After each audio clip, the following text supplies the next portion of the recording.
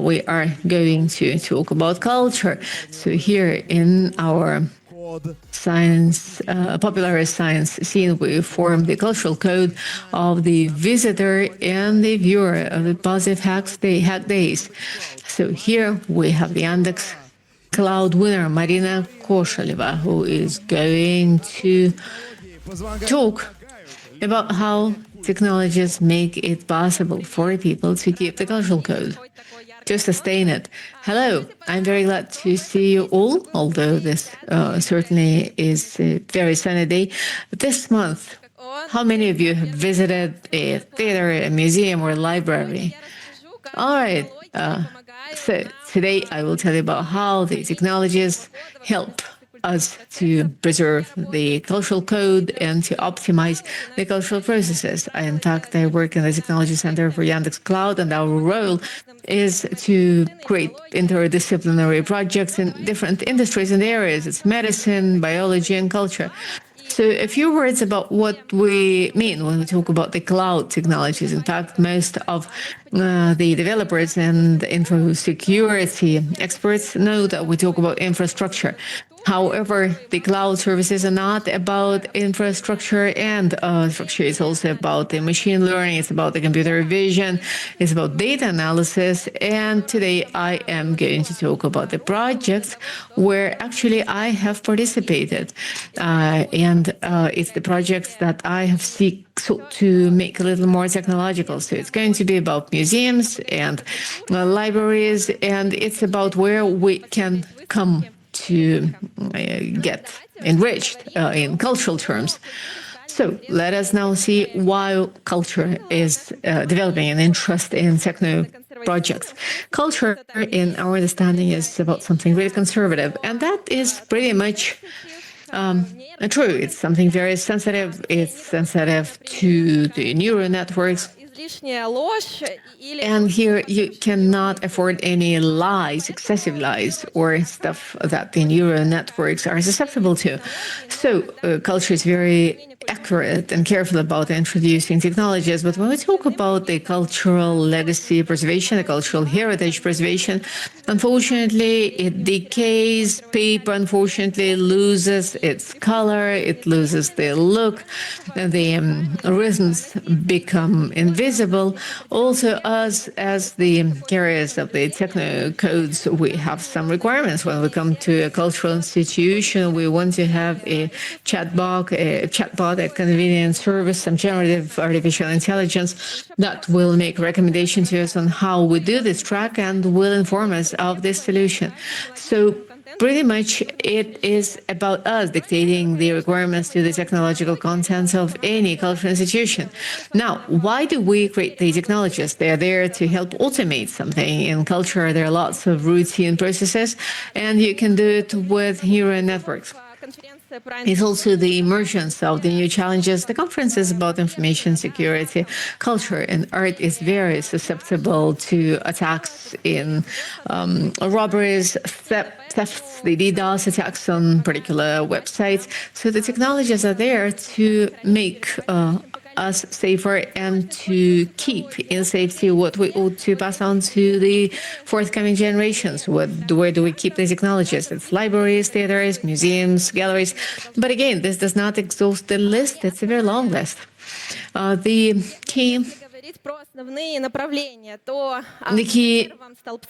focal areas are as follows. This is an industry we oftentimes do not see. That's the digitalization of the core processes. It's what we work on. Like when we log into a website, we hope the ticket acquisition platform will not fail us. We'll be able to come to the theater and do it. Now, also, it is digitalizing the interaction with the audience, the generative chat boxes, its content translation into foreign languages, its inclusive scenarios, and the rest of it. So the last unit is creative projects. It's the projects that have to do with generating something new. Art and science is a very relevant area these days. And in fact, it's about when in science they use artificial intelligence. So the artists either generate contents using them or they make installations that are aimed at generating this content. I am sorry, I need to turn my back to the screen. Now, the key value here in us implementing projects on culture is that we want people to go there. We want to pass on our cultural heritage to our children and grandchildren, and to make sure it remains valid. Well, culture is not that big a focus of this activity and gathering. It renders this sense to what we do, and this is the sense through which we accomplish our goals. Now, the goals we implement through the cloud. Let's start with the complex scenarios. When we talk of museums, we talk of management, optimization, efficacy, and our way forth starts when we arrive at the museum. We don't like it when we see a queue, we leave, we send some negative feedback to Yandex Maps. The museum analyzes this, it dislikes it as well. So the museums, they oftentimes use the projects that involve optimization. And one of such projects we are doing for one of the leading Russian museums. The point is that mathematics is used to do the calculation, to optimize the flows, to generate the track of the visitors to make sure they do not collide. So one of the goals here is to create generative routes. You just discard all the routes that are not visible. The agents and the flows start moving with this system. You create a network where you can witness what's going on there. So on the right side, you see one of the projects implemented in the international market. It's the Louvre project. So all the agents are reflected with the dots. You can see them. They come across one another upon admissions, and the admissions and the way out are in the same directions. The infographics are minimized here, and we see how long which of the agents spends in a particular venue, what he does. And finally, we can see what they saw in Louvre. Maybe they saw Mona Lisa, maybe they spent 30 minutes, maybe a few hours, maybe half a day, and their behavior will be different compared to people who just go there for a few minutes. The main point here is to analyze the complexity of visiting different facilities, optimizing the movement of people. These are used not only in the arts industry, but we do not have enough projects here, so this is why we do this. The next point in terms of culture is accessibility. We all know that artifacts of art should be available to anyone. We should be able to go to the library, to a museum, and see it with our own eyes. That is why many museums now go through digitalization scanning process. Now they have 3D scanning, there's a laser scanning technology where you can scan the whole building, whole facility, and then you can move them to a different country, to a different exhibition. The basic one is the scanning so that you can upload them to different platforms where common people can go and interact with different content and just look at it online. Inclusivity is very important. The content we watch should be adapted and localized and maybe globalized in different languages, but also for different age groups. Here we have a lot of things we could use, technologies, translation, adaptation in terms of the context.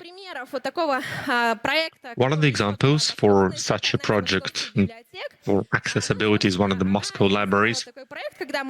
They implemented this project where you can scan quite a lot of books and upload them to the virtual platform.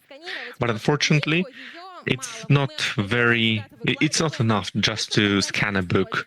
So you upload it, and what happens next? We have to go there and we have to look for it.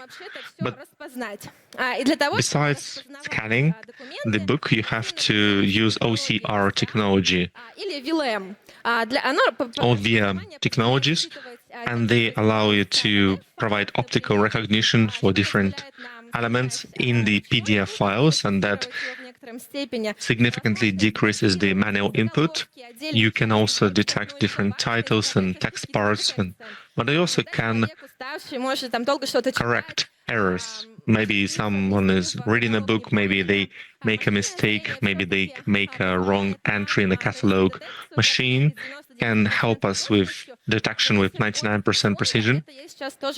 And depending on the fund, I think those vary a little bit.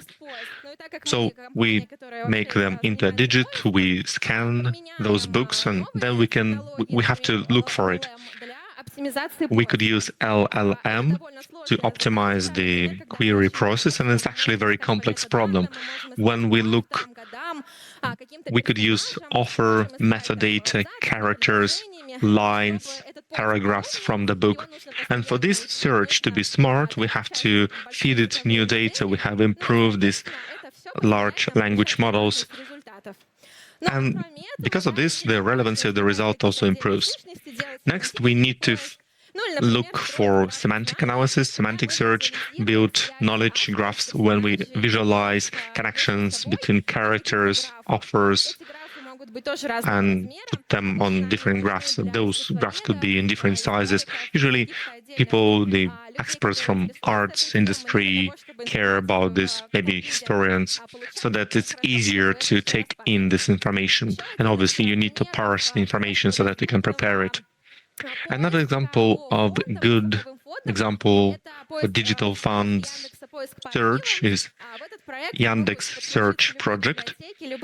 Any library can become a part of this project, any state archives, and we can go to this project. We can put a surname of our relative. If we want to learn more about our relatives, where they studied, where they were born, where they lived, and it's actually a very good way to go and recreate your own genealogical tree, so that you know about the family, about your grand and grandparents. And it was great. I was able to locate a few lines in a newspaper about one of my relatives in a different paper. And that's a great project, and all that is thanks to technology. Obviously, there are some problematic cases. Some newspaper might be covered with blots, maybe some pieces might be missing. And here we need to use technology both for restoration and maintaining this lost content. On the left, here we can see a small spot, but because of this spot, it's harder to recognize. Because of LLM and OCR, you can have 99% precision for this, but on the right, it's more complex. There is a part of the page missing, a whole paragraph. We will be able to restore some of the sentences probably, but then even technology cannot do everything. But when I'm talking about images, then the experiment is more reasonable, I would say. In general, when I'm talking about restoration, there is an active work going on for many museums that digitalize their copies, their artifacts, and for example, the Hermitage were selling some copies, digital copies of their exhibits. You can also have different versions before restoration, after restoration, and during the restoration, and then you can compare, and you have this meta layer, which we'll never able to see, because we usually see some painting before restoration and after restoration, but we can do this with digital copies. Technologies are also used here for analysis, just to make sure it's not fake or forgery. For example, European Institute in St. Petersburg analyzes multiple layers using X-ray technology, and they can analyze and see if it was a fake or not. That's actually a very active area that develops to tell genuine paintings from fake ones. This is a very promising area. Not everyone thinks it is very positive. There are some skeptics, but I think that's a way to tackle a problem and to have a fresh perspective on how AI can be used in restoration. Another project is we help archaeologists with their work. So, for example, when we use drones, take photos from above, and AI, neural networks, allow us to track different territories that are different from other territories. And maybe exactly this location would be the site for the next excavation. And then we have an archaeological group go there and they start digging. If it says that yes, this was the correct location, then we can use AI more to find similar locations in different regions.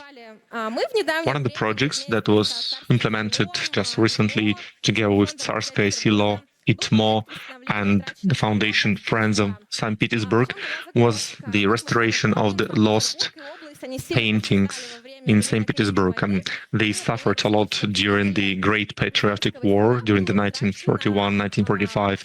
And Tsarskaya Selo basically lost all the panel that ornamented the room.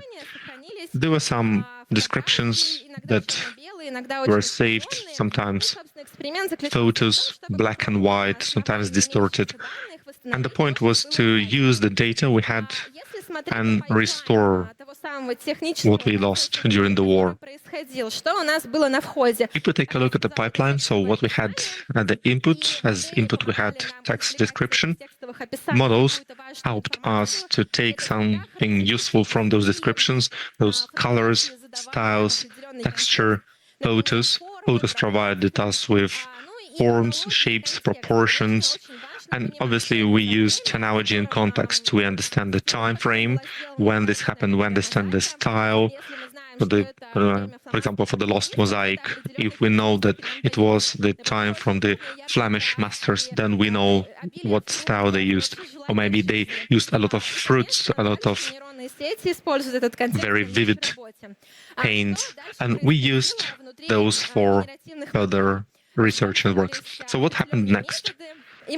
Certain methodologies, certain techniques were used, painting, and based on this model, Doris either completed the picture or provided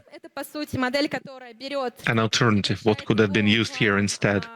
Then we took a VLM that turned text to picture, and then we were working with style. So we took the style of a certain portrait master. We knew what should have been as input, and we know what should have been as the output, and that was the actual work.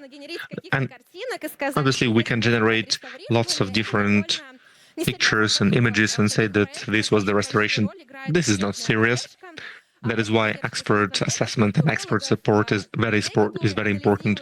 Those are historians, those are people of arts experts, and then they tell you if this is true or this does not look like this painter. And these could go through multiple stages of appraisal and multiple checks where they provide their feedback. And once again, this is a way to tackle the problem. It's not the final result. Obviously, we cannot say that at the end, this was the masterpiece which we lost. This is one of the ways to use a technology, because this is a re-evaluation, not exactly restoration.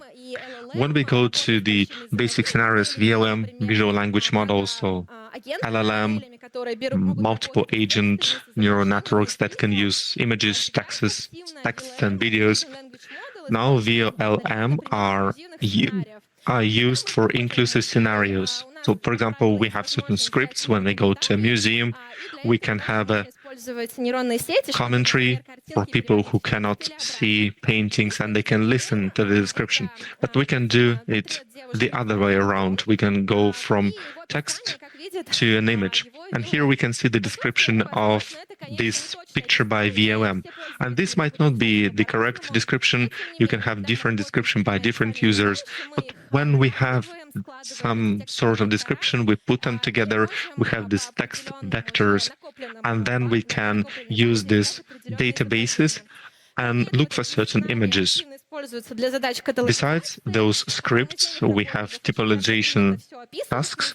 So museum Employees usually put a lot of categorization work, they put them all in catalogs, and that's a lot of manual work. Speaking about LLM and inclusivity, there is a description of the same portrait from three different perspectives: simple one, medium, and expert one, based on different perspective. In inclusivity, there is a certain terminology which is called clear language, maybe for children, maybe for people who do not use this language as their main one. And there are certain agencies that translate from complicated Russian to plain Russian. These kind of technologies help us solve routine processes when we decompose them, not just different languages, but even the same language for different levels of complexity. These kind of technologies can be used for logopedician, for people who speech therapists, for example. When we have a person who suffers from a stroke and they start working with speech therapist, they will be able to restore speaking ability going through these multiple stages of different levels of language complexity. So this is one of the ways you can use LLM. Next, how do we cooperate with museums? Sometimes we ask a question, so what exactly is under the hood for this chatbot? Where is the booth? Where can I buy the ticket? When do you close? But actually, there is a language model that analyzes our questions, or maybe it works and it already has some knowledge database and it gives us some sort of answer when it receives a question. Here we have one of these bots. It can work both with the text and the image. This is what is usually used when generating unique experience when we go to a museum and we want to have a custom route to go around the museum. So what else can we have? This could be a research assistant. Everybody knows that LLM hallucinates and people do not like this, especially conservative people do not like this, like historians and arts experts.